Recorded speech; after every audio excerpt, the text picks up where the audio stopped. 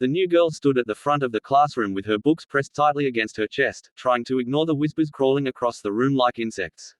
She wore a simple dress, neatly pressed, the kind that spoke of care and respect rather than wealth. The teacher's eyes lingered on her a moment too long, lips curling with a thin smile that held no warmth.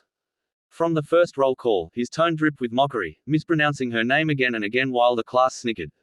She corrected him softly, politely, but that only seemed to irritate him more, as if her calm confidence was an insult he couldn't tolerate. As the lesson dragged on, the teacher found excuses to single her out. Every wrong answer was exaggerated, every right one dismissed as luck. When she stood to read from the textbook, he interrupted her, criticizing her accent, her posture, even the way she dressed, claiming it violated some imaginary rule.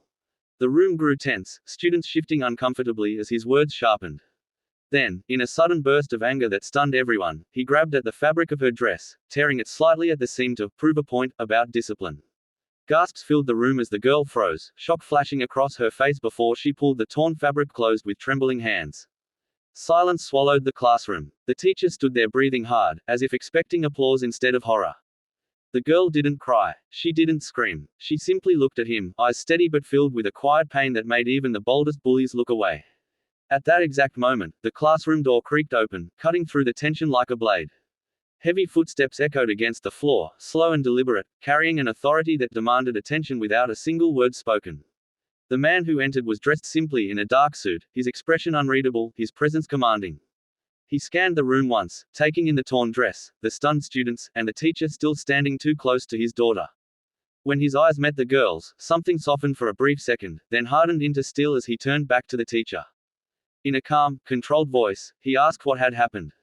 The teacher's face drained of color as recognition struck. He knew that face from courtrooms and news headlines. This was not just a parent. This was a federal judge. Words failed the teacher. His mouth opened, then closed again, sweat forming on his forehead. The judge stepped forward, placing his jacket gently around his daughter's shoulders before facing the man who had humiliated her. He spoke quietly, but every word landed like a gavel strike, explaining the laws surrounding assault, discrimination, and abuse of authority. The class watched, wide-eyed, as power shifted in an instant. The man who had ruled the room with fear now looked small, trapped by his own actions.